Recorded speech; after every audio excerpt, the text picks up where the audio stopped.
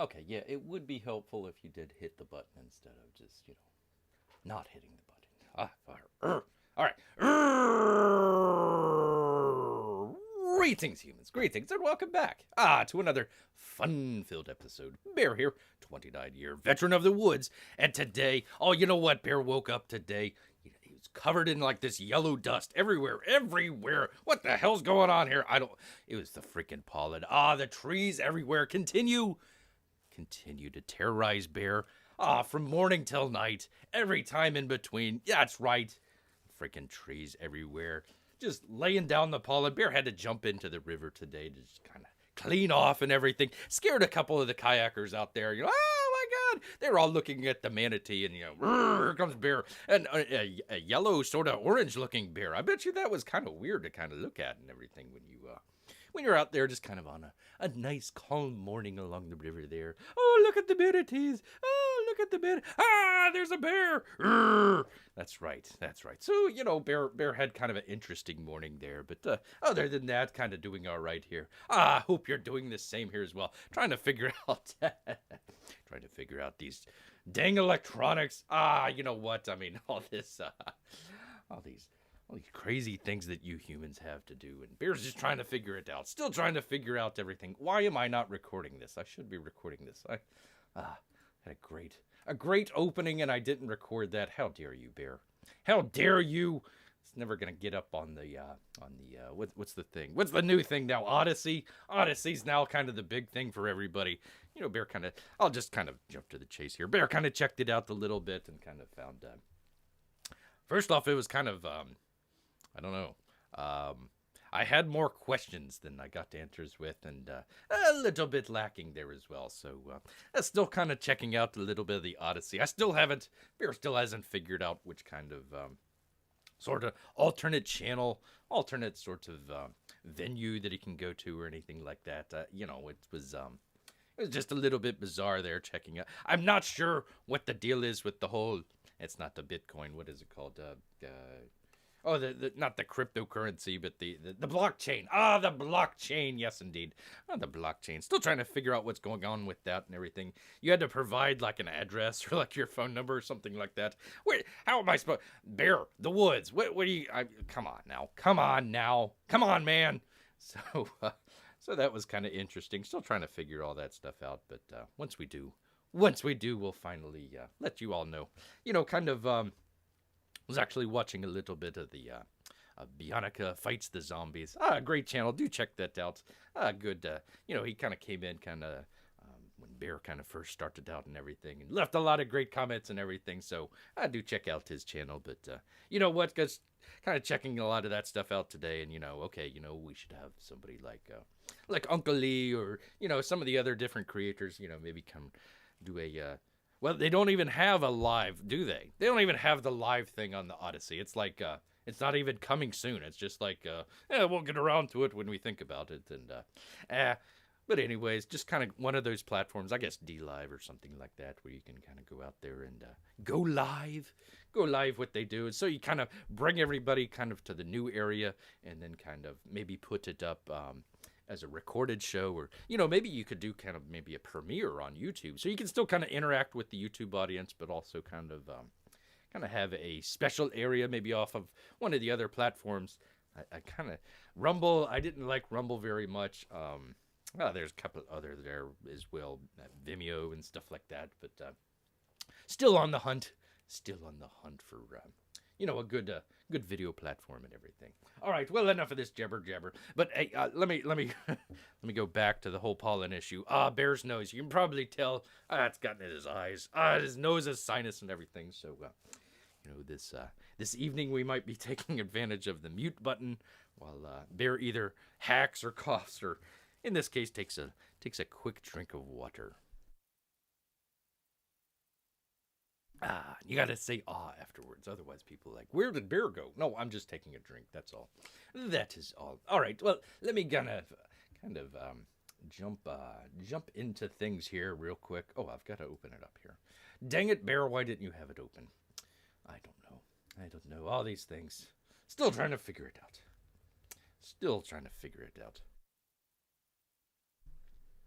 All right, we got this little bit. I just want to kind of wrap it up, kind of, gosh, when we started maybe a month or so ago with this kind of series. We'll talk a little bit about the "It Can't Happen Here" series. This is going to be kind of an interesting episode for you people to check out. But before we get into that, let me kind of just jump straight into. Here we go.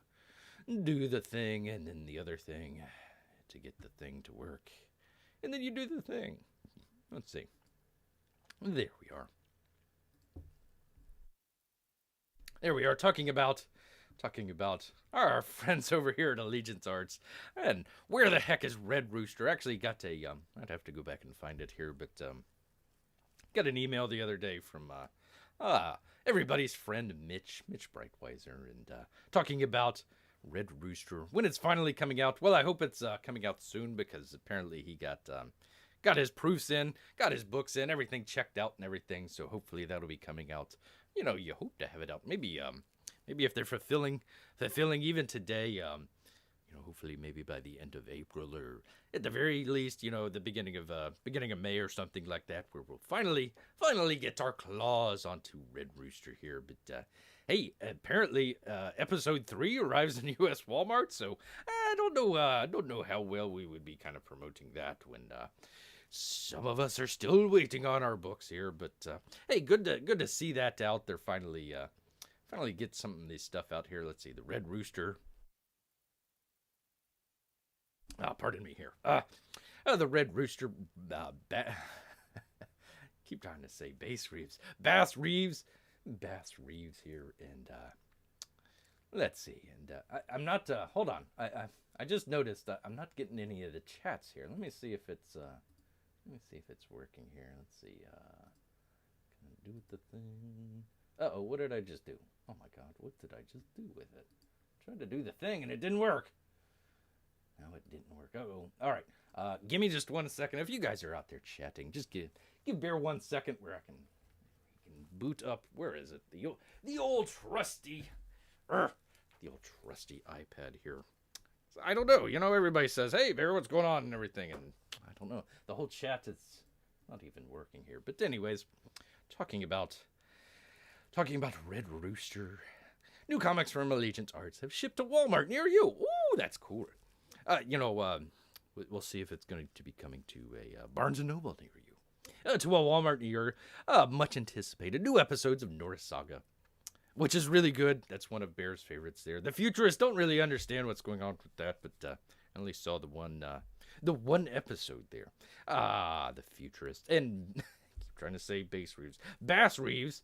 Like the fish, Bass Reeves, and the Red Rooster finally are beginning to roll out into U.S. Walmarts, carrying the Allegiance Arts Comics display. And a bonus, each book includes a preview content of Allegiance Arts' newest action and adventure, The Saints. Yes, indeed. So you can check that out at Walmart. At Walmart. I don't know if it's let's see. They sent out like the first edition of all that stuff. Oh, is that got a Red Rooster on the bottom there? There we are. But I don't know if they ever put out like Volume 2 or especially Volume 3 here out on Indiegogo. So I don't know if that's actually out yet or not. But I haven't seen any of the newer episodes. You know, it's a little bit hard for you know, wild animals to get into Walmart there, so we try to intercept our packages on the way, you know, to like little Timmy McTimerson. You know, we try to grab the postman and shake him real hard.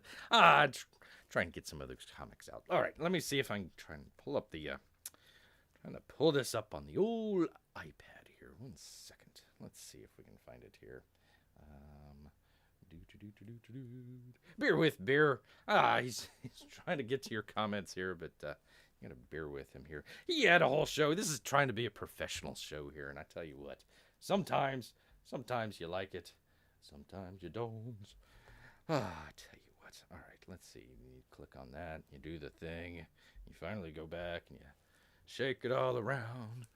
All right. Anyway, so it was Bass Reeves, the Futurist, Red Rooster, and Norse Saga, all episode 3. So I hope, like you said, I hope Red Rooster actually finally comes out pretty quickly here, so we can kind of catch all 3 of them. That kind of an issue a little while back with, you know, sort of Mitch going off on his own thing, putting it into Walmart first before you get it into the, your backers' hands and everything. Hopefully he's done a little bit more with the Red Rooster here and tried to, expand it out a little bit. We called it kind of a remaster, so it wouldn't be like the second edition or the second volume. You'd still get the first volume. It would actually be better.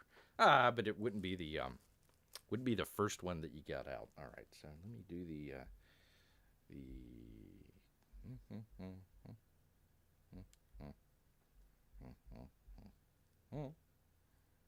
Really, it doesn't even pop up in the... Oh, for crying out loud. I tell you what, sometimes YouTube,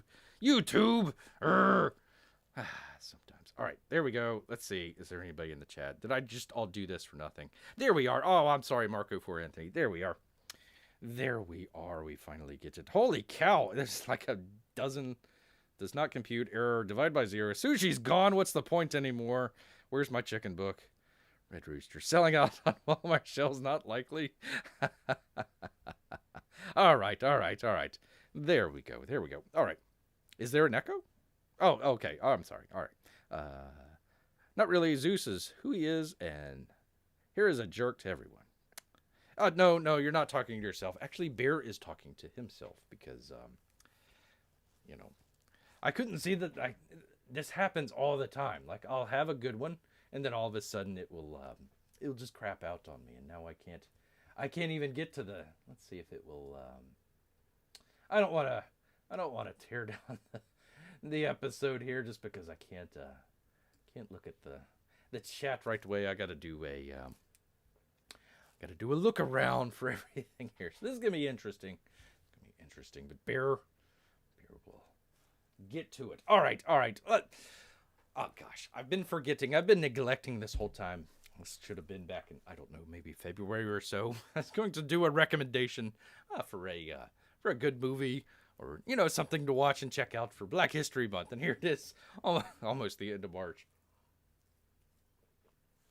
Excuse me here. Almost the end of March, and I've been neglecting to get to this real quick, so let me get this off to the screen real quick and kind of get back to our regular thing here. Where is it? There we are.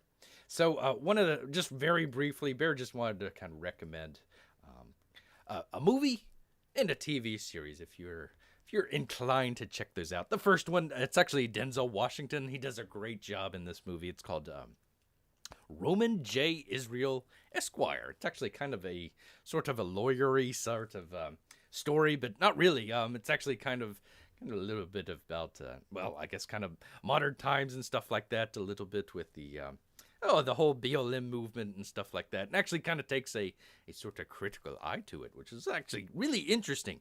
I mean, for a movie kind of co-produced by the Chinese and everything, that was really interesting. But very Los Angeles, a very good movie. I tell you what, I mean, I can go on all day about this, but Denzel Washington, check it out. You won't be disappointed, and if you are, don't tell Bear. I don't want to know. All right, LOL, the old adage: if it were easy, it wouldn't be fun. No, it wouldn't. And the other one, real quick, I mean, I can go on to I could do kind of like a whole series on this, just talking about this. But it was a TV series back in the day that was very, very controversial, and for certain reasons. And then, gosh, if you look at it today, holy cow, it's controversial for completely different reasons.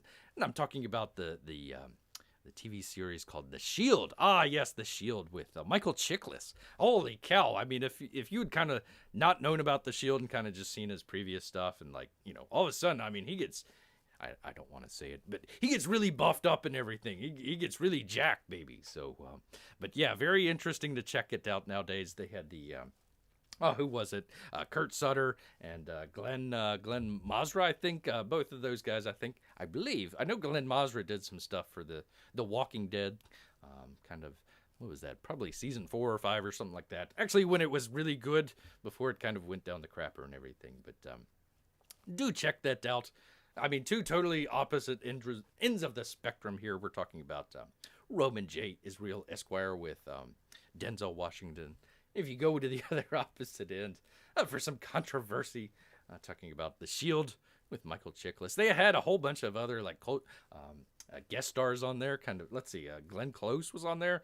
Forrest Whitaker, he had like a whole season on there. They had Andre 3000. Holy cow! I mean, they had Andre Benjamin on there. If you don't know the one half of the duo of Outcast, yes, indeed. Andre 3000. Some good stuff there. Some, just really good guest stars and everything. Some really good stuff. I'd kind of cut out a lot of the just kind of focus on the strike team stuff and kind of get rid of all the other kind of, police procedural stuff. It was okay, but really that stuff that kind of focused on Vic and what was that, Shane? Who's the actor that did that? Oh gosh, he's got the funny face too. Who am I? Oh, Walter Goggins. It's some really good stuff there. It gets a little bit kind of soap opera towards the end, but some good stuff there. All right. Nobody said anything in the chat, so I guess they were stunned by my brilliance. Yes, indeed, some good stuff there. All right, what else did we want to do? Okay, we did the movie picks. Okay, we finally got the chat working here. I'm gonna take a drink here with all this pollen in the air. Okay, all right. So I was going to get, just very briefly, since we were talking a little bit about this, oh gosh, I guess the new big thing now, especially with our good friend Zach Snider was the oh hey, hello there, True Art. Hello, how are you? I'm sorry about the chat's gonna be a little funky today because the chat isn't working for Bear, so he's having to go off a second item here. So hey, if he doesn't respond right away, there you are. That's the reason why. I'll try not to hide behind it too much. But anyways, getting back a little bit about the Zack Snyder stuff. Oh my gosh, the anti-Asian stuff. And actually, we've been kind of talking about that for a couple weeks here now. So once again, Bear is on the cutting edge of everything. That's right. You come here to find out what's going on next week. But anyways, we had a kind of an interesting thing here, a little bit of an article. Actually got two articles, and one hopefully will lead into the story that we're going to be talking about here in just a second. But want to just kind of mention this real briefly here. Let me pull this up. This was at American Greatness with Dennis Prager. I don't know if Dennis Prager can still is he still on YouTube? I'm not sure. I don't know if they kicked him off or something like that. But hey, do check out Dennis Prager. Anyways, he goes on to say, oh jeez, this pollen, I tell you what. Mind blown, indeed, mind blown. He goes on to say, as of today, there's no evidence of the killer, and this is the Atlanta fella. The killer have ever expressed any anti-Asian sentiments on social media or in private conversation. Nevertheless, the lying media have portrayed the shootings from the moment they reported them as anti-Asian racism. Typically in this report in the Los Angeles Times, typical is this report in the Los Angeles Times. It says, Asian Americans and their supporters gathered Sunday across California and the nation in response to this weekend's, when was this, Sunday? Well, Beer did his show on Saturday. You guys were a day late. Gathered across the nation in response to this week's shooting rampage in the Atlanta area, which claimed 8 lives, including 6 women of Asian descent. The Atlanta lie is part of the greater lie that there is a national epidemic of white supremacist anti-Asian racism. On March 18th, for example, the Washington Post reported anti-Asian hate crimes has spiked 150% since the pandemic began, according to a recent study. So, Mr. Prager kind of goes into kind of what that means. I mean, everybody sees, oh my God, 150%. That's quite a lot. But says the study cited by the Washington Post, New York Times, CNN, and other media centers is from the Center of the Study of Hate and Extremism at California State University. Oh boy, I tell you what a job to have. I tell you what, the Center for the Study of Hate and Extremism at California State University, San Bernardino. The 150% increase in anti-Asian American hate crimes is contained in its fact sheet, Anti-Asian Prejudice, March 2020, according to which the number of anti-Asian Americans incidents rose from 49 in 2019 to 122 in 2020. So the entire edifice of hate against Asian Americans is predicated on an alleged increase of 73 incidents. Which, by the way, we don't want to have any increase, but it puts it in perspective there. I mean, you look at the 150% increase and you think there's this sort of wave of violence going on. And then you kind of actually dig down into the numbers and it goes, I mean, you don't want to have this happen, but it goes from 49 to 122.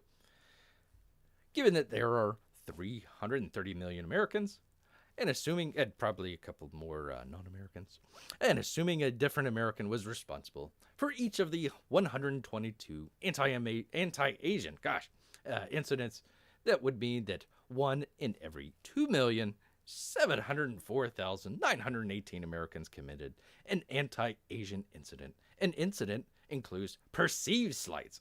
Perceived slights. As regards to violent acts against Asian Americans, according to the U.S. Bureau of Justice Statistics, from September 19th, blacks have committed the greatest percentage of violent crimes against Asian Americans. Who's counting? Let's not put anything on that. We don't get into that. But it says the New York Times, the leader in mass hysterias fomented by the left, printed this headline last week: attacks on Asian Americans in New York stroke fear, anxiety, and anger. And the subhead reads, hate crimes involving Asian American victims soared in New York City last year. Focus on the word soared, and you'll appreciate the Times' commitment to truth. If one reads past the headline, which most people do not, Bear does. The article gives the actual number, and here they are. The number of hate crimes with Asian American victims reported in the New York Police Department jumped from 28 in 2020 from just 3 the previous year before. So it went from 3 to 28, which we don't want to have. Believe me, I'm not promoting any of that. But so he says, that's right. You read that right. The number of incidents soared. It jumped to 28 in a city of 8.4 million people, including, as of 2010, over 1 million Asian Americans. So about 1 in every 300,000 New Yorkers committed a hate crime against an Asian American, which we don't want to have, but it gives you a perspective.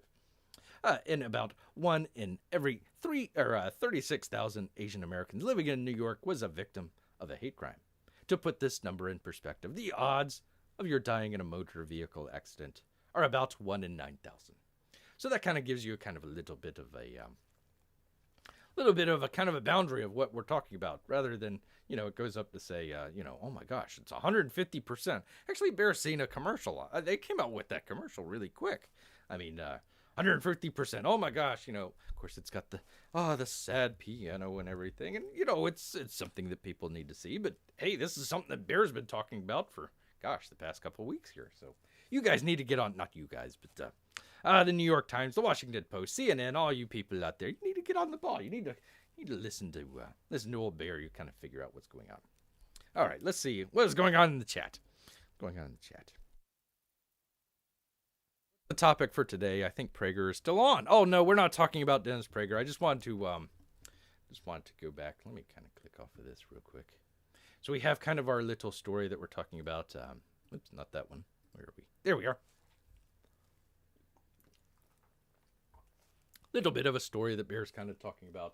Trying to take some stuff, I guess the way to kind of describe it is we're taking stuff from history and trying to talk about current events without actually mentioning anything by name or anything like that. So, because you never know what's going. I don't even know if Dennis Prager is still on the YouTubes. I know a lot of people have been kicked off and everything. So, anyways, we're just trying to talk about that in kind of oblique terms. But boy, oh boy, we'll get into the story in just a minute. But that's kind of where we're going with that. But I kind of wanted to put that in kind of perspective, where everybody's saying about anti-Asian Asian violence and everything. All of a sudden, this just became kind of a big thing within the past, week and a half or so. Oh my God, it just kind of blew up and everything. Where the hell did that come from? Bear's been kind of talking about this for a while now.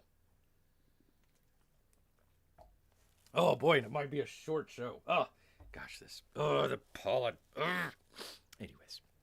Anyways, okay, so that was, what was the topics today? I think Prager is still on. Waffle-sized studies. LOL, you're better off getting a more accurate info from a box of cereal. Yes, indeed. Yes, indeed. So tired of their terms. Bear, are you prior military? Bear served very briefly when the Army kind of, after, one of these days, he was out in the woods. I'll tell the story very briefly of his origin story. Bear was out in the woods one day when a Category 5 hurricane came up. I picked Bear up off his feet there, off his paws. I went around and around in the sky and got struck by lightning. Next thing he knows, he wakes up. He can speak English. Oh my God! Wouldn't it be weird if I spoke Portuguese or kind of ancient Sumerian or something like that? But anyways, got the power of speaking. That was about it. I wish I had lightning bolts coming out of the claws here, but it's just speaking English. Anyways, Bear was captured by the Army. Oh my God, he was captured by the Army one time they wanted Bear to kind of root out a group of bears that were kind of encroaching on the sort of base that they had there. So they sent Bear up the river one day and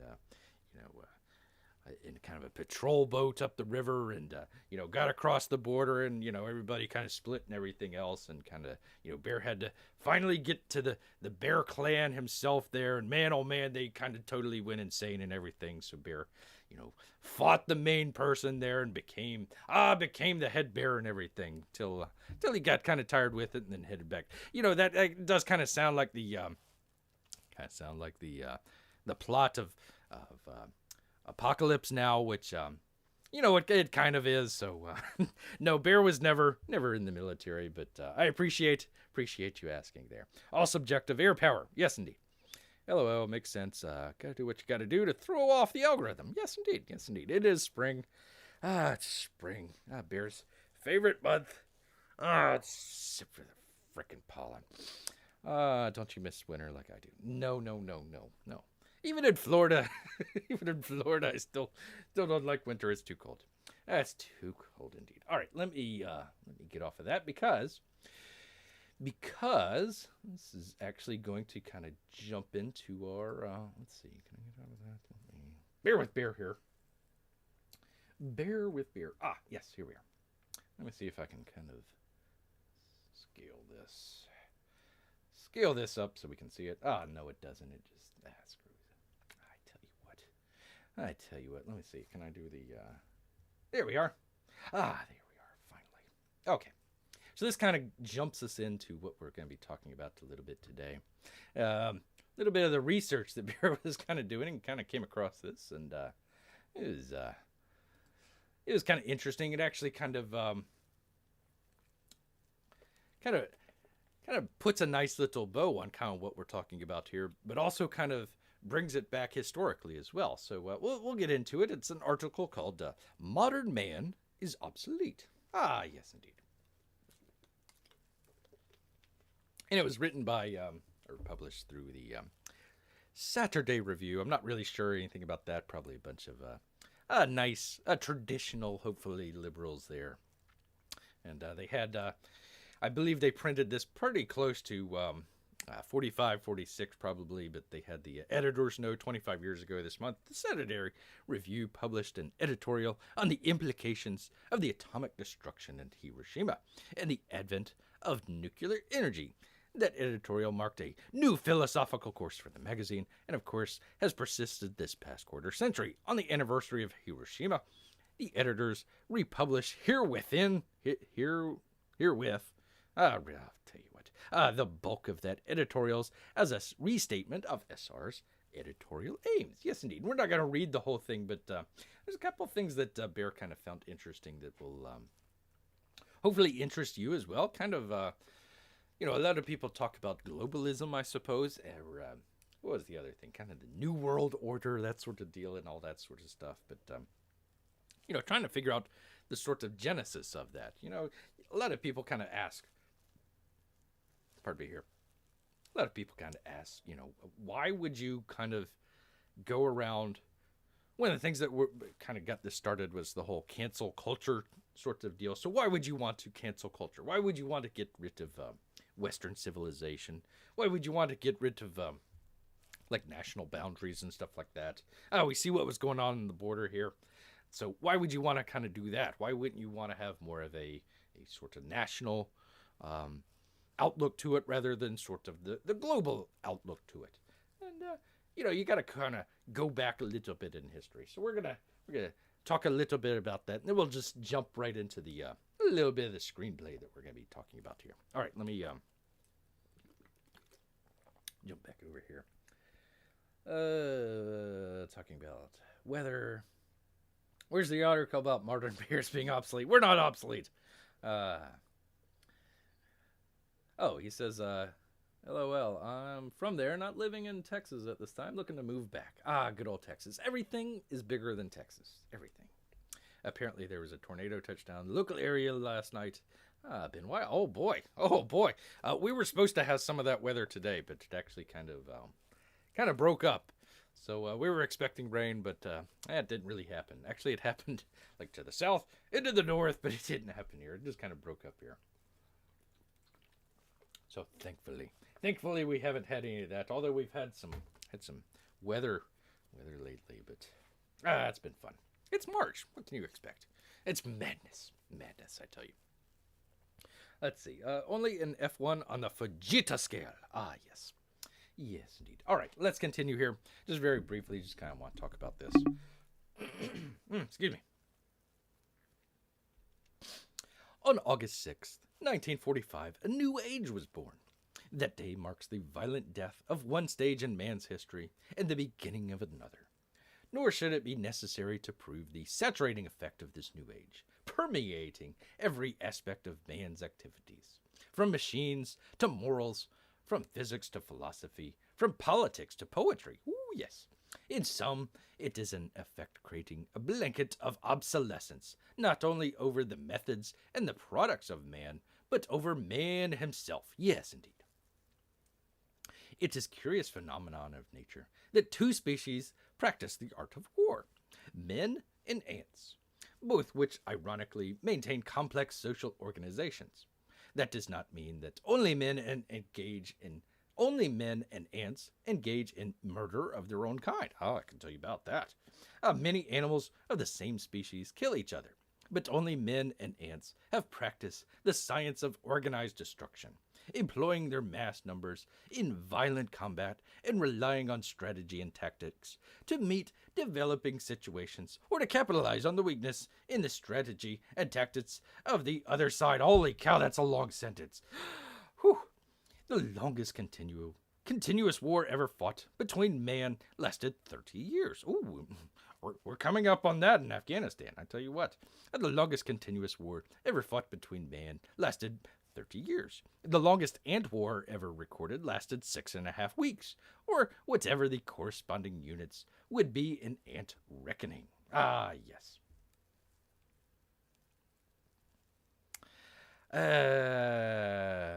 Don't want to read all about that, but we'll kind of scroll down. Dang it! Why does it do this? What is it? All right, okay. Is it here? Where is it? I lost track. Okay, hold on. Gosh, dang it! Dang you! This is a professional show here. Professional show. At some point. At some point, it'll be a professional show. Not right now, though. Okay, dang it, it's too tiny. I gotta frickin' technology, I tell you what. All right, we have saved for last the most crucial aspect of this general survey, relating to the first course, the transformation or adjustment from the national man to the world man. Already, he has become a world warrior. It is but one additional step, though a long one, for him to develop a world consciousness. Ooh, sound familiar. This is not vaporous idealism. Oh, yes, it is. But sheer driving necessity. It bears it bears directly on the prospects of its own survival. He will have to recognize the flat truth that the greatest obsolescence of all in the atomic age is national sovereignty. Even back in the old-fashioned rocket age, before August 6th, 1945, strict national sovereignty was anomalous and porous holdover from the tribal instincts of nations. If it was anomalous then, it is the quintessence. Oh man, they made these words back then. It is the quintessence of anomaly now. The word is a geographic entity.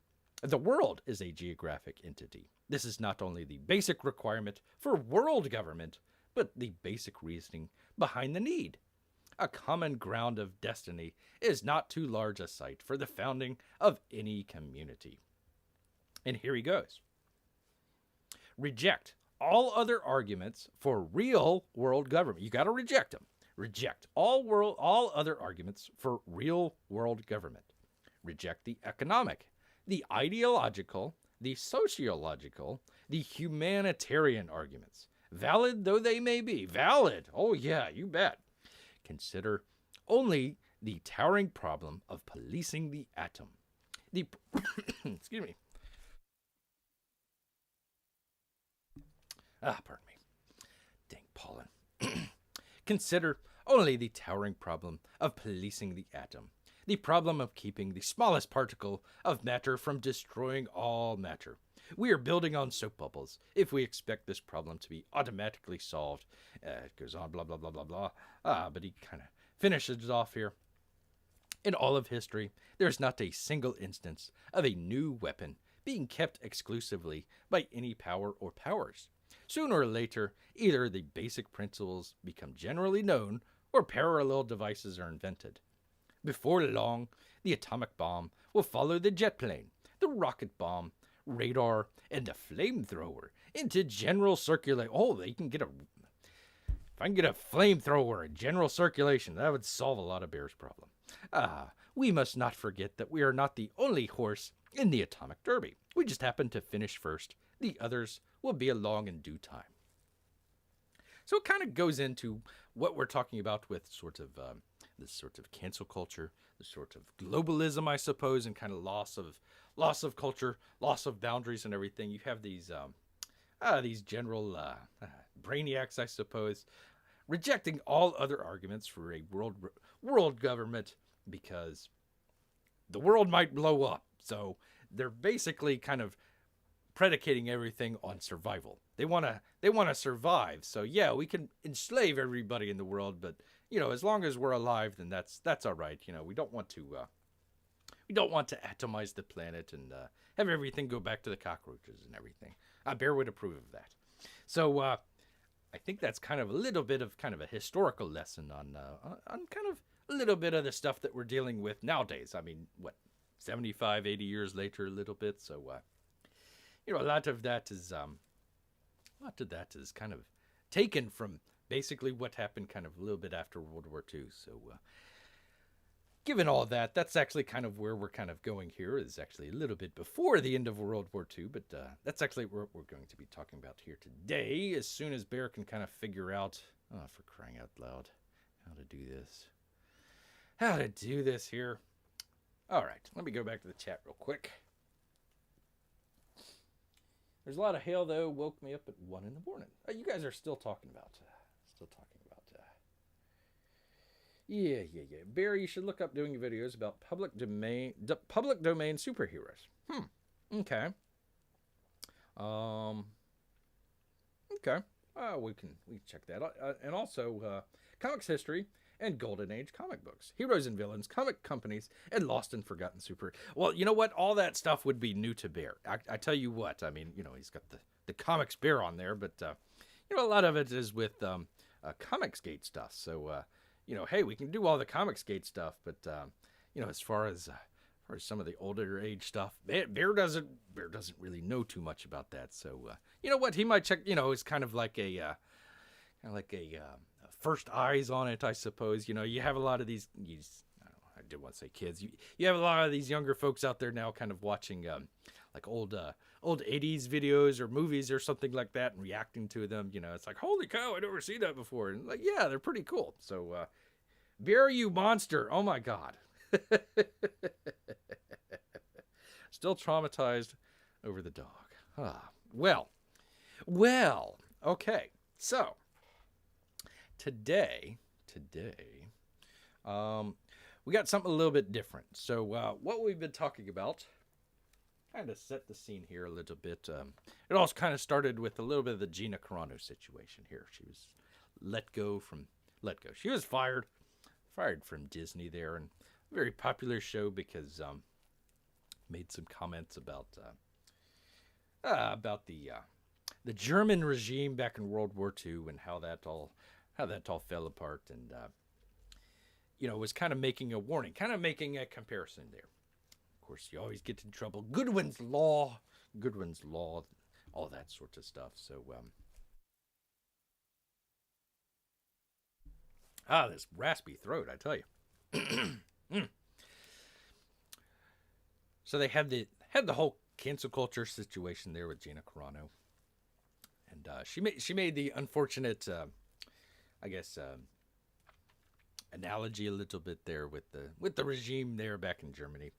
One of Bear's kind of points was, hey, we don't have to go all the way to that situation in Germany. We can actually kind of talk about a little bit what happened in the United States with some of our own people.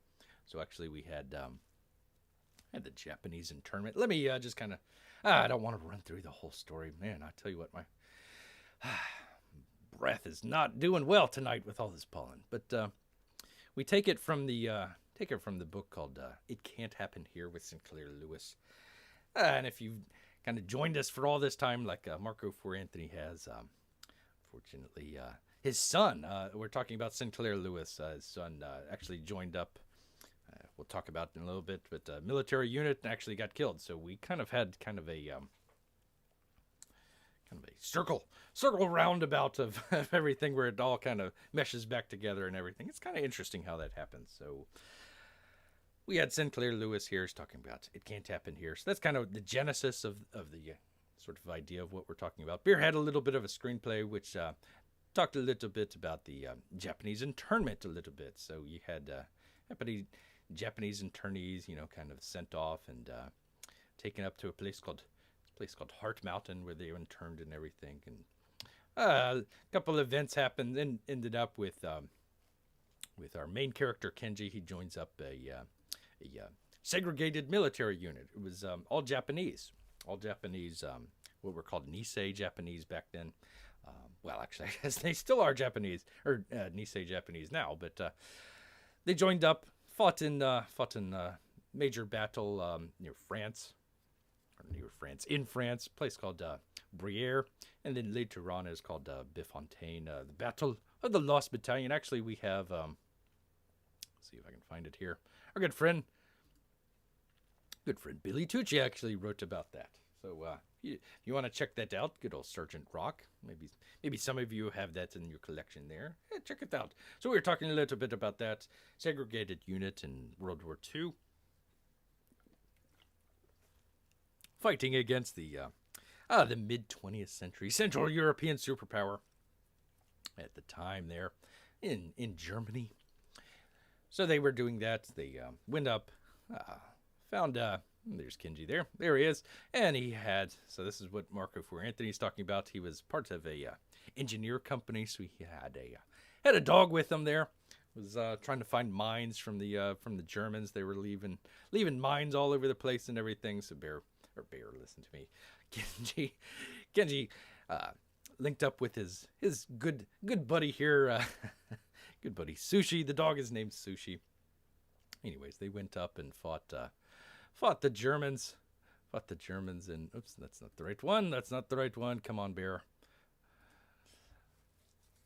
Fought the Germans in kind of a legendary battle called the Lost Battalion. They had to save a battalion of it was an all-Texan battalion. So there you go, the Texan battalion there. They were saving the all-Texan battalion there, and ended up losing more people trying to save the battalion than they ended up saving. They did ended up saving people and everything. So that was a great thing, but lost a whole lot of people. Some might say it might have been a little bit of a, you could say anti-Asian, anti-Asian sentiment, sending them up. Basically fighting in World War I conditions. They didn't have any air cover or anything, so you had people with rifles and bazookas trying to fight tanks and everything. Germans were up there high in their position. They had the high ground. We were trying to, advance and everything. It was a bloody mess. Yes, indeed. Bear's throat is a bloody mess. I tell you. So unfortunately, what Marco Anthony's talking about there was, unfortunately, our friend Sushi passes while attacking the Germans. So Kenji kind of continues on to take the fight to the Germans, and finally end up with the lost battalion, ends up saving them and everything. So that's where we kind of ended up. Was that? Let's see. Let me bring it up here, if I can. 1 second. Here we go. All right. And you do the thing where you do the thing. There we are. Oh gosh, now it's all okay. Well, I'm gonna take out that, and you take out that, and you take out all the stuff the beautiful pictures that we have here, because I gotta be able to show the frickin' screenplay. Otherwise, it doesn't really make a whole lot of sense, now does it? Why do I still have that? Oops. Dang it. Okay, so I have that. There it is. There we are. Now we can see it. We do try to do a professional program here at Bear's channel here. Sometimes it's less professional than others. Sometimes it is. So there we are. So we had ended up at in France. What happened was Kenji loses basically all his friends. He loses his dog. This would be a great Texas country song. He loses his dog and his friends and everything, and basically the force is a spent unit. So what they ended up doing was splitting off the what was called the 100th and 442nd Regimental Combat Team. They split those off from one of their support units, which was a artillery battalion. Let me see if I can bring that up. Let me see if that'll show. There we are. Oops, you can't see them. So they had a artillery battalion that they had. So they ended up splitting off. They ended up splitting off with the 442nd and heading off into Germany. There we are. Why did I make it so big? I don't know. All right, so they ended up in Germany. So that's where we find our main character. Where is he? I'm still sorry, folks. Still trying to find it here. There we are. So they end up with the artillery battalion in Germany. So that's where we're gonna kind of begin here. But first off, let me go to the chat real quick. Bear You Monster, yes. There's a wiki called Public Domain Superheroes. Okay. See Comic Book Plus. Okay, cool. Okay. All right, well, thank you, True Art. I appreciate that. Those Japanese American soldiers were pretty cool. Yes, indeed. Marco for Anthony is still crying over sushi. Well, Marco for Anthony, we are going to get into, if you thought that the last episode was very bloody.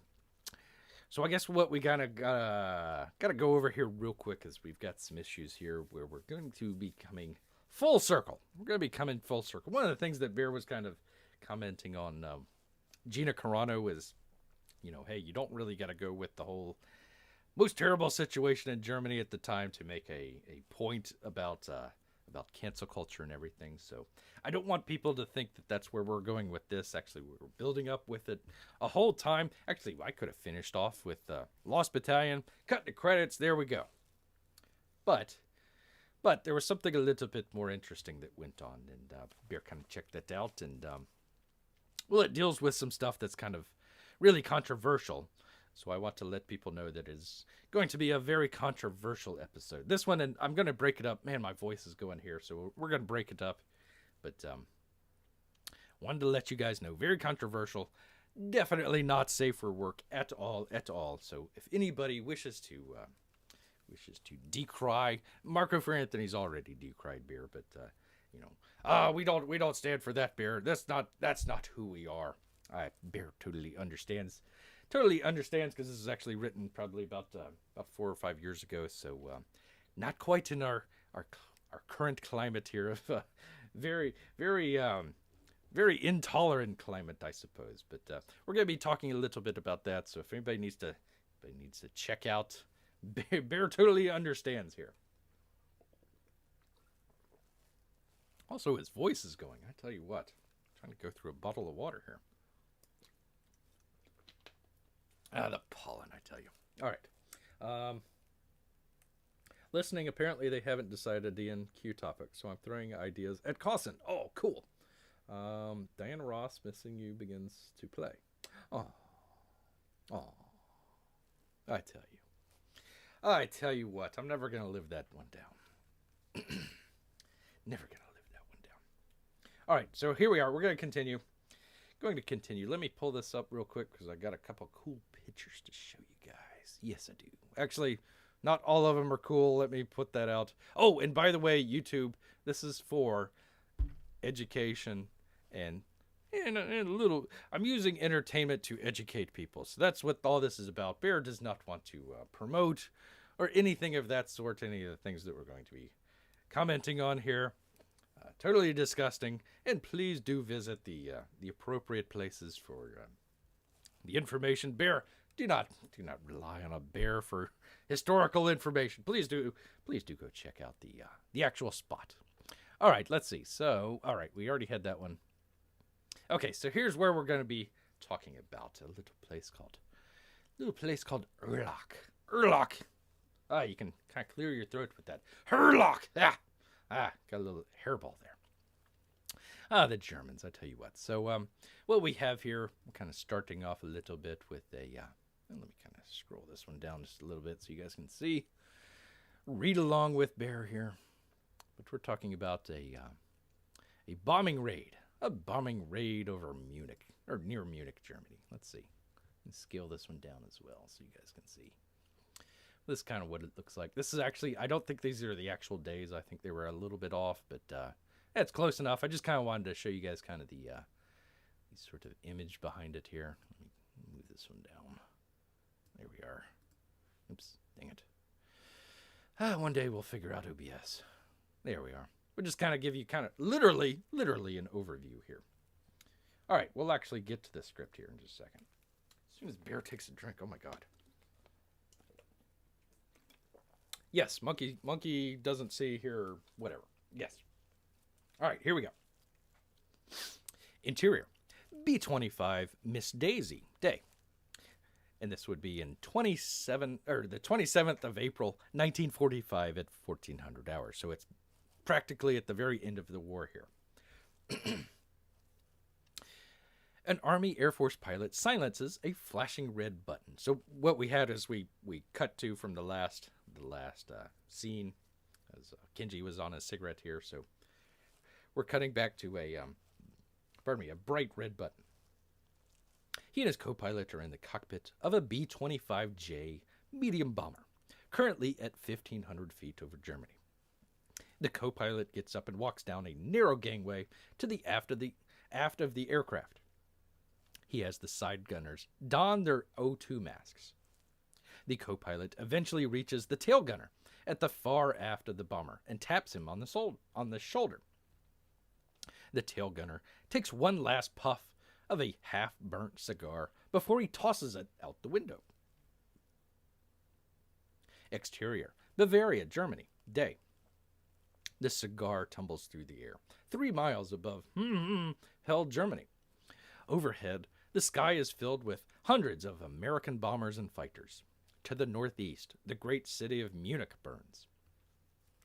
And actually, you can see the Munich Aerodome. That's the top picture there. That would be the Munich Aerodome. They actually, instead of having runways, they They had like a, hey, take off wherever. So it was kind of in a circle. The cigar falls through the cloud layer. Below is the sleepy village of Herlock, one of the few undamaged roads around. A never-ending convoy of American trucks, the 12th Armored Division, is headed south, towards the historic town of Lensburg and Lech. And that would be right there. So that's where they're heading. That's what it kind of looks like. But we'll go back to this. There we are. A busy Jeep weaves its way through the traffic. Oh, I got a picture of that, don't I? Bear's got all sorts of pictures here. Oh, not that one. Where's the other bee? There. Okay. Interior, Army Jeep, day, moving. And actually, this is, if you actually seen some of the previous episodes, this is actually in Briere. Actually, I think one of the people in the back was actually Mr. Charpin, so he's actually a real person. So there you go. This is just illustrative. All right. In the back of the Jeep are two passengers, an American major and a British captain. Up front is a black driver. All three are in a hurry, but the convoy of trucks won't comply. Honk, honk, honk. The Jeep crosses into a ditch to avoid a horse-drawn cart, comes out the other side and regains speed. At the next intersection, turns off the main road. As the 12th Armored Division continues south, this Jeep follows the rail line to the west. Parked along the side of the road are artillery units. They fire at an unseen enemy. The Jeep stops at a large gate where a crude barbed wire fence hides dozens of A-framed huts. Many of the huts are on fire. Caustic smoke rises into the air. Littered all along the ground are skinny corpses. Both officers exit the Jeep. The black driver remains behind. American, Major Quillian Dice, 28, adventurous, with a shit-eating grin, and Royal Air Force Captain Barclay York, 27, the last remaining Baron of Essex, are saluted by an Army Captain, 21, who lost his innocence 500 miles ago. Oh, I gotta get some drink. Oh, that's poor throat. Major Dice hands over his card. An Army Captain reads it, hands it back, and then leads the men through the front gate, where misery, death, and indescribable horror await. That too. Exterior, Coffingling 4 work camp, afternoon. Wooden guard towers hover over row upon row of wooden huts. To retain the heat, these huts are dug into the earth, with a crude A-frame to cover the top. Now, here's the question. So Bear's got some pictures of this, so you can kind of set the scene with it and everything. Actual legit pictures. I can kind of bring them back to the legit article of where they came from and everything. Should he show them? That's the question, because, you don't want to put a kind of bad light on other people. So I'm not trying to put that on any other people, because a lot of people are very quick to judge on things, even though when you're talking about things as the exact opposite, they of course think that you're part of the Central European superpower from the mid-20th century. That's right. So we'll figure that out. Let's see. What does the chat say? The chat doesn't say anything. All right, we'll do this very quickly. Feels like, kind of one of those. I don't know if there was other stuff there, but you had kind of the week or 2 weeks in school where you had to talk about the Holocaust and everything, and they'd always show the terrible pictures and everything, and you didn't want to get that in people's minds. So I mean, I'm not trying to show anything that's horrible or awful or anything like that, but just trying to set the scene here. Well, maybe I can kind of continue along here and just kind of maybe Bear's words can set the scene here. All right. Army Captain, you've got the right place, sir. A work camp of some kind. But all the guards have fled night before. Major Dice, Not here for the guards. A horrible stench wafts through the air. Captain York stops along the path, turns, and pukes. Major Dice offers him a handkerchief. Captain York takes it, clears his throat, and covers his mouth. Well, I tell you what, if you guys remember the Band of Brothers series, okay? The Band of Brothers series, I think it was the last episode, might have been the second to last episode. This is where they're at. I have a little bit of a disagreement with the Holocaust Museum. They have very strict requirements of how they document things, and a lot of the people were moving through here very fast. So a lot of the credit went to the 101st, the Airborne Division, the people in the Band of Brothers miniseries. It went to them because they actually had it documented and everything.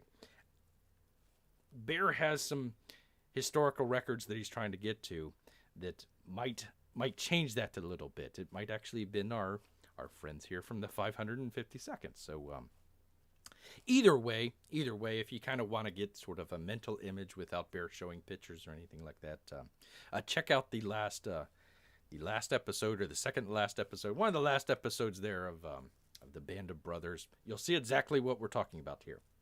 But kind of one of the things about that sort of series was, yes, you have all these terrible things, but it was what's called a work camp. So one of the things is, what were they working on? What were they working on? So we're gonna kind of, that's what we're kind of discussing with this scene here. All right, nobody's saying anything, so that's good. Or terrible. Everybody's logged off. One or the other. Army Captain. Any questions, you can ask Lieutenant Jen, the Asian Paul Bunyan over there. If you sirs will excuse me. As the Army Captain heads back, Major Dice and Captain York continue towards a group of skinny workers who are being tended to by soldiers from the 552nd Artillery Battalion. Lieutenant Scarface salutes the officers as they walk up. Sirs, they salute back. I never go into a panic mode. I try to assess the situation as needed. And he looks at the workers. If you have your mind right, that inner strength from within, you can accomplish anything you set out to. And all the experts can say that the odds aren't in your favor. But when things look as bleak as they possibly can, it's that strength that you draw within, that strength that you draw from your fellow brothers, that allows you to carry on. And he turns back to the officers. I feel like this is our test, to see if we have that inner strength. Because when you see scenes like this, you have to question yourself and your faith in humanity. Looking back at the skinny men. There's nothing wrong with the German people. It's this tunnel vision that people get into. They want to stereotype the others. And that's when you run into a sickness and run into those warped thoughts. And that's where the evil comes from. I don't know why I did that in a weird Texan accent. But there you go. There's for all the Texans out there. Maybe he picked it up. Maybe he picked it up on the hill there. Captain York. I say, these men haven't been fed in weeks. Why haven't you given them any MREs, my good man? Now that's a pretty good English accent, if I say so myself. If Bear says so himself, that's a pretty good one. Lieutenant Scarface. Because greed and gluttony would cause their stomachs to burst. We're waiting on a medical team, but HQ wants us moving. Major Dice. We are your HQ now, Lieutenant. And shows him a dossier. Is this man in your custody? Is this man in your custody here? Lieutenant Scarface scans the meticulously kept records of the party, and he shakes his head no. Major Dice, yelling to the workers. Prisoner number B5728. B5728. A feeble hand rises. Bring him over. A 552nd soldier, who has an American flag to cover his nose and mouth, kind of like Costin there, I guess, grabs a Jewish Mason, 21, a needy, sickly prisoner of the camp. The skinny husk of a man is led over, with a steady hand. Captain York interrogates the man in German. Is this you? Shows him the dossier. Oh, I should have done that in... Well, how can you do an English accent in German? I don't know. Is this you? Shows him the dossier. Is this your photograph? You work construction, a program called Ringland Tube. The Jewish Mason nodded yes and then nods angrily again this time. Diana too. Have you worked there? Do you know where it is? Captain York holds a map for the Jewish Mason to point on. Oh, which I've got. Hold on just 1 second. Hold on just 1 second. I've actually got that map. Where is it? Where is it? Why? How did... Oh, there we are. There's that. And this? There we are. Oops. Well, let me scroll it down. Bear with bear. There's the map. Oh, and the Jewish Mason speaks with a raspy voice. Yeah, I can tell you. Ja, but the complete factory is, points on the map, Vineyard 2. The two officers look at each other. Major Dice. Vineyard 2? Captain York. Can you take us there? Vineyard 2? Jewish Mason. Yeah, but I need a pair of shoes. Captain York. I have no shoes to give.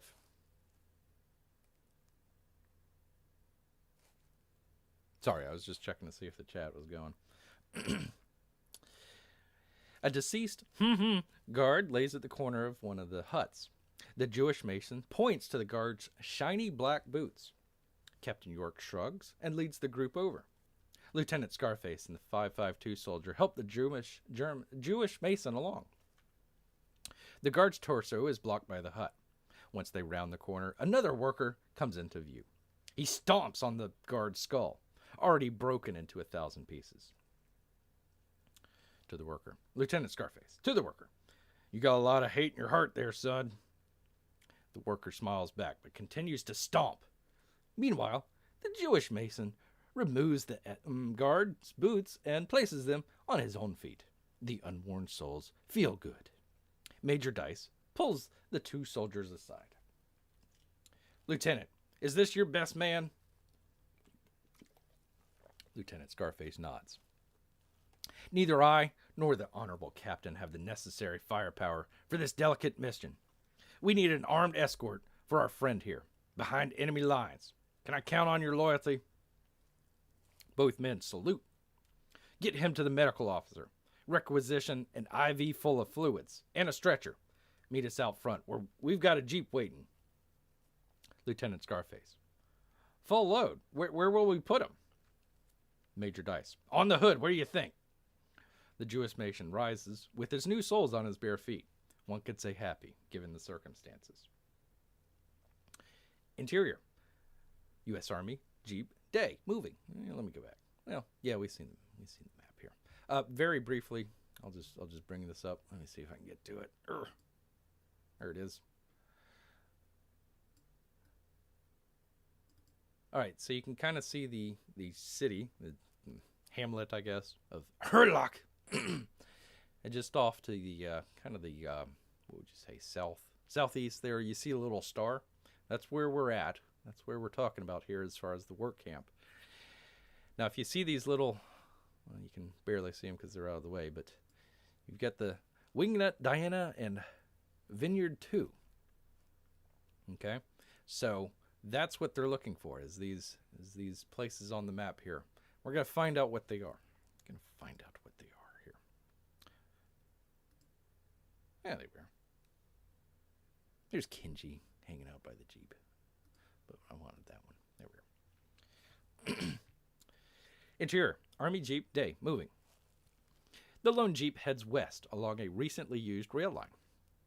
12th Armored has turned south towards Landsberg and Lech. In the back is Major Dice, Lieutenant Scarface, and Captain York.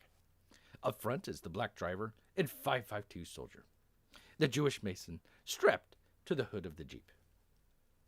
Major Dice. You gotta admit, York, we're lucky to have these men on the job. Wild Bill Donovan, you know him? Had our boys running ops in Burma. I don't know if I can say that. Had our boys running ops in Burma. They're top class. Top class. Captain York. Indeed. Lieutenant Scarface. Gotta be one of those intel guys, right? Is that what we're doing? Major Dice. Give me one of your cigarettes and I'll tell you a story. Lieutenant Scarface hands over a cigarette. Major Dice hands back his card. Oh, shoot. I don't have a picture of that, do I? Dang it. This is all true, though. On the front is a photograph and his name, Major Quillian Dice, from an outfit called Air Technical Intelligence. On the back is a handwritten note. The bearer of this card, the bearer of this card will not be interfered with in the performance of his duties by the military police or any other military organizations.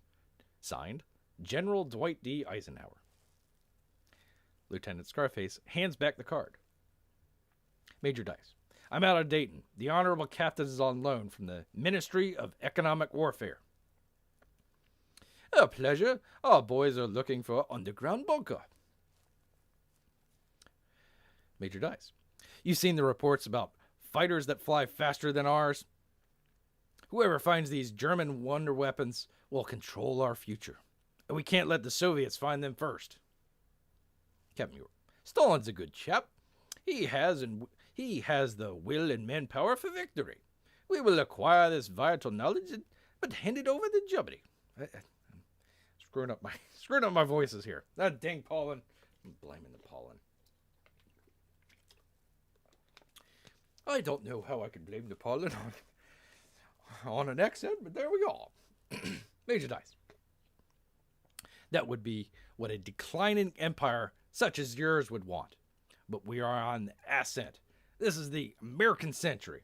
We'll beat the Soviets just like we beat these poor bastards. This, York, is a new American colossus. We'll stride the continent. We're not about to let these Mongolians menace us.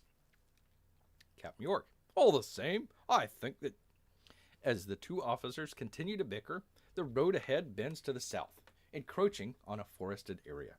The tall trees begin to block out the sunlight. And I have that somewhere. 1 second. 1 second. I'll do it. I know I can. Where is it? Oh, dang it, Bear. Stick a professional organization here. Yeah, there we are. Cool. Can I make it smaller? Can I make it smaller? Oh, and by the way, I don't want to take any thunder here. This would be from... Holy cow, can we pronounce this? The archive Manfred Deller a la Rica... That fella. He's got it marked here. We can see it. I'm not even going to... How do you pronounce that?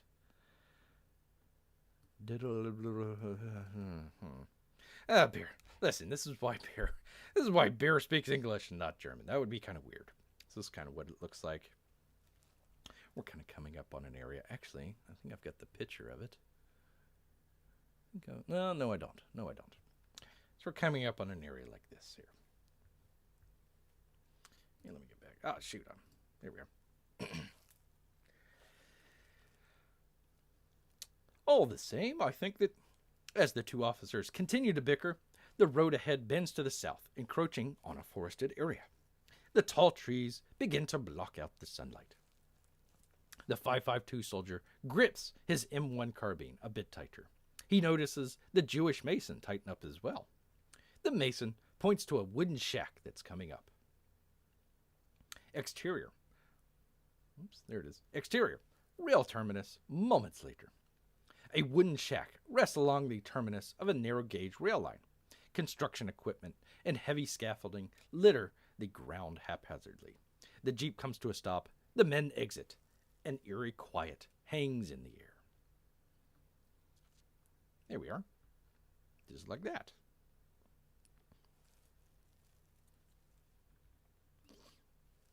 Lieutenant Scarface. Give me a hand with this stretcher. Major Dice. Let's see if he can walk. Lieutenant Scarface. Sir, he can barely stand. Major Dice. We need to keep moving, soldier. This is asset included. Here, The Major reaches into his pocket and retrieves a plundered German candy bar. He tempts the Jewish Mason with it. The Jewish Mason grabs the candy bar out of the Major's hand and quickly ingests the treat. He hasn't had a sweet in years. Lieutenant Scarface. Sir, the medics have warned us. His stomach could burst if it fed that quickly. The Jewish Mason gets up, smiles, and wants more. I say he's looking fine, yes? Major Dice. Okay, let's go. You're Grrrrr with me. The rest of you, keep an eye out. Major Dice leads the group towards a wooden shed. He and Captain York search the shack while the others wait outside. Adjacent to the wooden... Oops, I need to show that. Adjacent to the wooden shack is a narrow-gauge train. The small locomotive is attached to several carts with V-shaped hulls, designed to carry large quantities of rock. Kind of like that. Here we are. Well, I can't show both, can I? All right. Dang it. Adjacent to the wooden shack. Oh, yeah. Okay, I read that. Lieutenant Scarface to the black driver. Private Jefferson, I need you to reach out and ask for your help. This man is our objective, and we need... Private Winston Jefferson, 19, a hard-working truck driver, dismisses his superior. Our objective, sir... Private Jefferson. Our objective, sir, is to survive this... Pardon me, P-Money here. I'm going to jump over that. We're trying to help out one of the people here. I don't know if he's in the chat. Data verification or something act. Yes. Yeah. Oh, okay. Thank you for being able to read. Help Bear out with his German here. Our objective, sir, is to survive this effing war. Can't do that with bullets for some officer's wild dream. FDR's dead. Hitler soon enough, Lord willing. War's almost over. I don't want to be the last brother to die in Germany. Lieutenant Scarface. Like it or not, but the Army has decreed it. These are orders I have to deal with, but I wouldn't want to be standing anywhere else than right here with my brother. To the 552 soldier. Been a while since we worked together, but here we are again. 552 soldier. Better share a cigarette. Lieutenant Scarface takes out a pack and offers it to the men. The 552 soldier takes off his mask to light up. It's Kenji. Lieutenant Scarface. I'll tell you what I told him. Even though you've endured much at the hands of our country, it's one of opportunity. We put aside our prejudices so that we can do whatever we want to the best of our abilities. Don't continue living in the past because you're only as good every day as how you perform out here in the field. Every day I think about one thing, proving myself to all those people back home that we are patriots. Now I try to keep up with the news on the wires, this and that, and back home they all want to know one thing. What's going on over here? Well, my family and all the other common folk deserve a lot better than what passes for intelligence these days.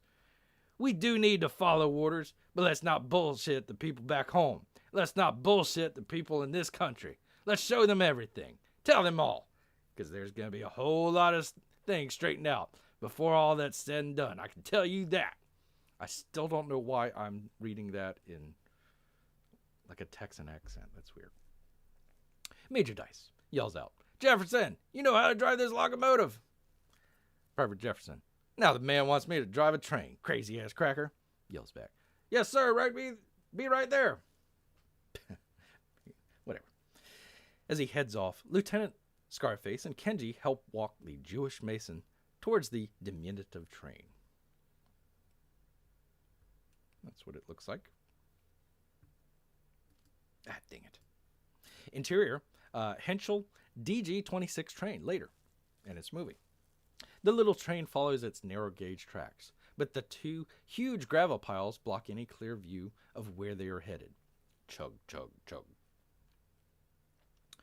Private Jefferson. Just got enough diesel in the tank. I don't know how far it'll take us. Major Dice. I don't know why I'm reading this in a southern accent. Southern accent. Whatever. Major Dice. Doesn't matter. Keep moving. Captain York in German. The gravel? What is it for? Jewish Mason. Small rock. Small rocks. Small. Why is he reading? I don't know. Jewish Mason. Small rocks help brace the concrete. Once dry, we remove the gravel. Left behind is an arch. Captain York. An arch? What for? Jewish Mason. The aircraft factory. The tracks take a bend around the twin gravel mountains. Chug, chug, chug. When the train rounds the bend, Vineyard 2 comes into view. Let's see if we can bring it up here. So as you can see, it's pretty darn big. Pretty darn big.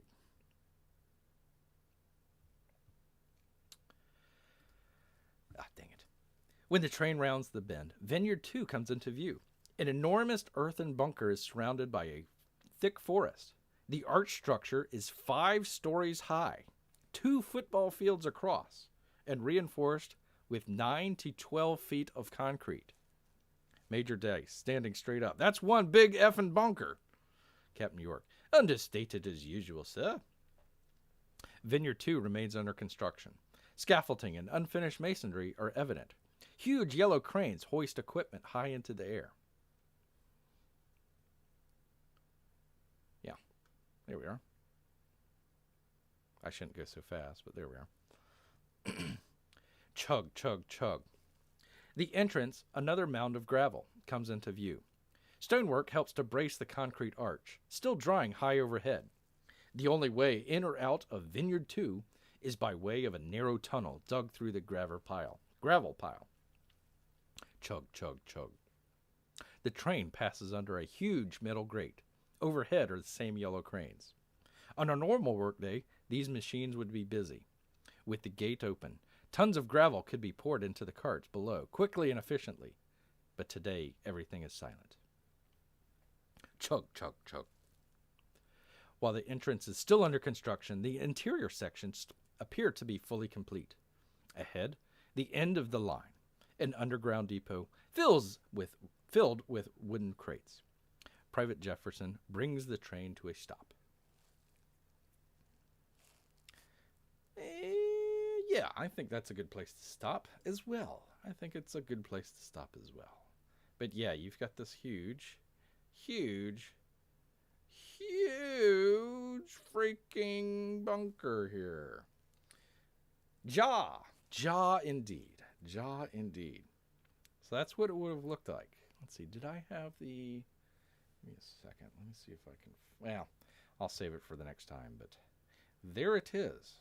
There it is.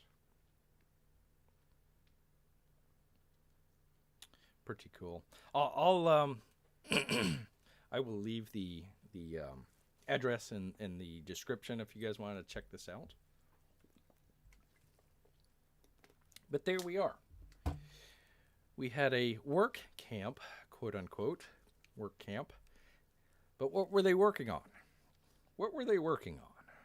They were working on a giant bunker that housed aircraft. And that's what our Major Dice and Captain York are heading out to find. They're trying to find some aircraft before the Soviets come in and capture it themselves. So they find themselves in this giant bunker. Bunker is a misnomer. It's a... what was I saying? It was 5 stories high, 2 football fields across, and 9 to 12 feet of concrete. Plus, it was earthened over top. So let me see if I can bring a kind of a overview picture up real quick before we lose our voice. I tell you. Oh, I could have showed that, and it would have looked cool too. Here we are. Let's see, is that bringing it up? Here we are.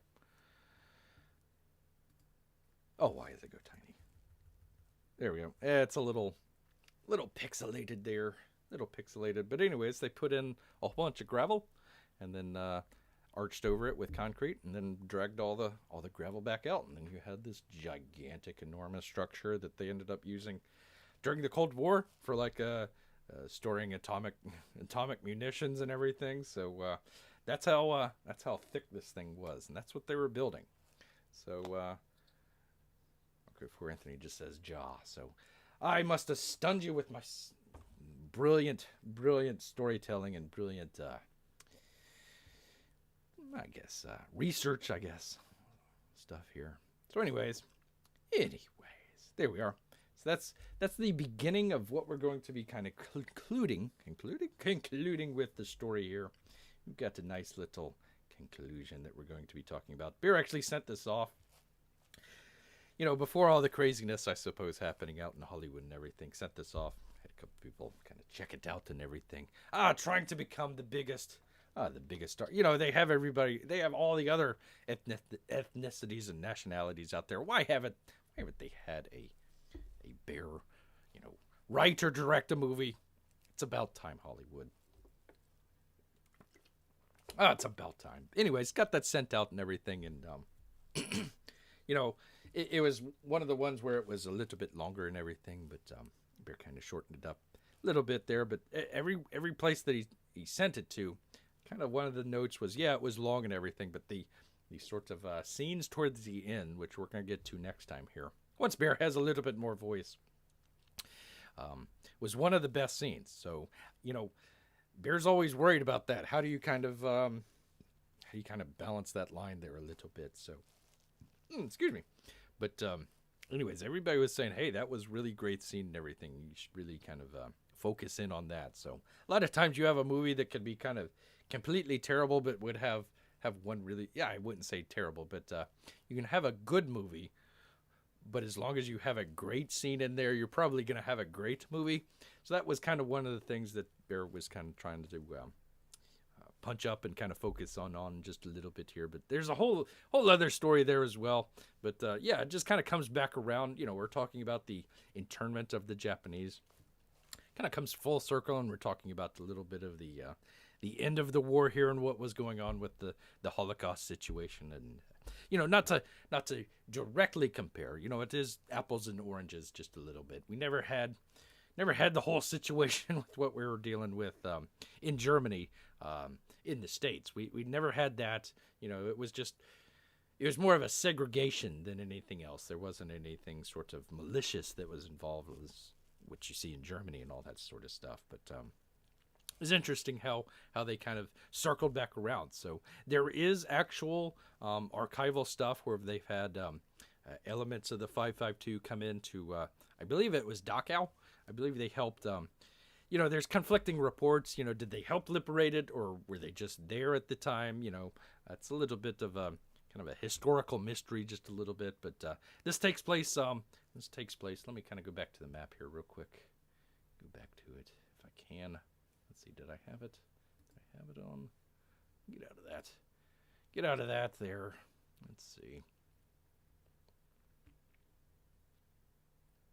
I'm trying to find it here. 1 second. There we are. Oops. So this is just a little bit south of Munich. So Munich would be kind of up towards the north. And I forget if it was a little bit east. I think this is a little bit west of Munich there. But there we are. So we're not talking about the main camp. We're actually talking about work camps. And during this time, they actually were, marching a lot of the prisoners that they had. They would call them death marches and everything. So they were going in between the places because they were just getting bombed like crazy. So that's actually what they were building here was underground factories. So the airplanes could be assembled together, and then they were going to be, the jet airplanes and everything. They were going to be flying those because all the sort of manufacturing areas in Germany were destroyed at the time, or about to be destroyed. So they put everything sort of underground and everything. So that's kind of one of the interesting things that we kind of found out here was, okay, yeah, sure, they had this work camp and they could have possibly liberated it, but what were they actually working on? So right here we have, it was actually kind of the area that we're talking about is they take a lot of the gravel, so they use it for the Autobahn and everything, and have that along their roads there. So what you saw in at the Kerfling camp is actually now kind of a hole in the ground. It's kind of a gravel pit, so it's not even there anymore. But they had it out there. So we're not kind of certain whether or not it was the 101st or if it was, maybe our little Nisei here in the 552 that helped liberate it first. Either way, it was kind of interesting, kind of finding out that they were actually kind of going out and sort of building these large bunkers and everything. It really kind of comes full circle if you kind of think about it with a lot of the you talk about Moses and out of Egypt and everything. They were building the pyramids. And wandered the desert for a little bit before they actually found their homeland. And now, I mean, here you have, after World War II, or right before the end, they were building something like a pyramid. They were enslaved and everything, and now then they were. War ended and everything, and they kind of wandered for a little bit, but then ended up finding once again their homeland. So it kind of comes full circle. You don't know if there's kind of a hidden hand in the background there. It's just interesting for Bear to just kind of see some of the stuff kind of coming back around and everything. So anyways, we're going to kind of finish that up the next time here. Going to be going into some of the scenes there, and it'll be kind of interesting. It'd be interesting how you guys take that. I appreciate you guys kind of taking it. Well, nobody actually ended up talking about anything, so either you were shocked and horrified, have logged off and said, Barry, you're terrible. We denounce you, which is fine. That's fine. But so that was kind of one of the interesting things here that we had to talk about here today. Couple great comments here that we had, checking out some of the stuff from comics past, and maybe kind of bringing it up to comics future here as well. But anyways, this is kind of a little bit of a Bear story that he was talking about, and how stuff in the past can kind of come straight forward here into present day and everything. We're talking about the very beginning, Asian Americans being possibly some sort of white supremacy happening there and everything, and here we have kind of a similar situation here. So I tell you what, it's well, in reverse, I suppose. I mean, actually, we'll go back to the actual. Well, I gotta take this off, don't I? Gotta take that off as well. But we can kind of come back here to our main thing here, where kind of in a reverse situation. So it's kind of interesting. So we actually talked quite a little bit about everything here today. Pollen that's tearing Bear apart here. Red Rooster, we talked a little bit about Red Rooster, and Bear did a little bit of some of his movie picks as well. So I hope you check that out. And we talked a little bit about this sort of ongoing situation as far as the shooting that happened in Atlanta and some of the fallout behind that, and the Zach Snider trying to impose his will upon the fandom menace and everything like that, trying to use that as sort of an excuse and everything. That was terrible. So wanted to try and make a response with that as well, kind of taking our own stuff and saying, hey, we're a lot better than that. So, and we got to read an article from like 1945. So modern man, you are obsolete. You must get in with that whole world government. What's wrong with you people? Survival is at stake. Yes, indeed. So, all right. Well, we'll finish up. Finally wrap it all up here, probably Saturday. Hope to see you guys here Saturday, where we'll go ahead and wrap up the It Can't Happen Here series.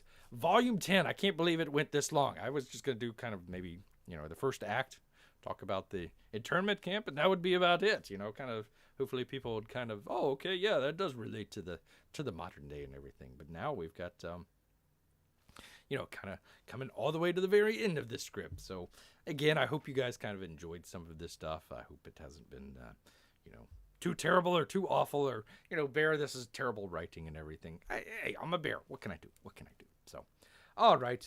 Let's finish out. Okay, I denounce you for taking out the dog in the prime of his life. I'll never live that down. Are there more characters that you are going to get us care about and then tear us away? No.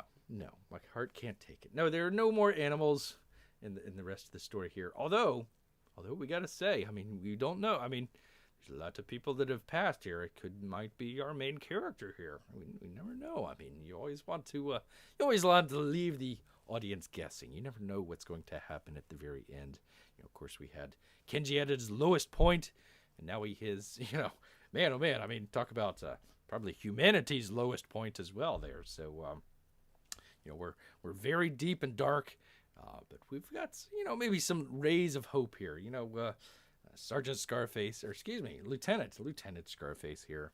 He's kind of gotten a little bit more philosophical over time. So, it's interesting where he's kind of coming from and everything. So maybe something might happen. But we actually got another couple characters coming up, which, like Bear said, it was a very small part of his screenplay and everything, but a lot of people seem to enjoy it.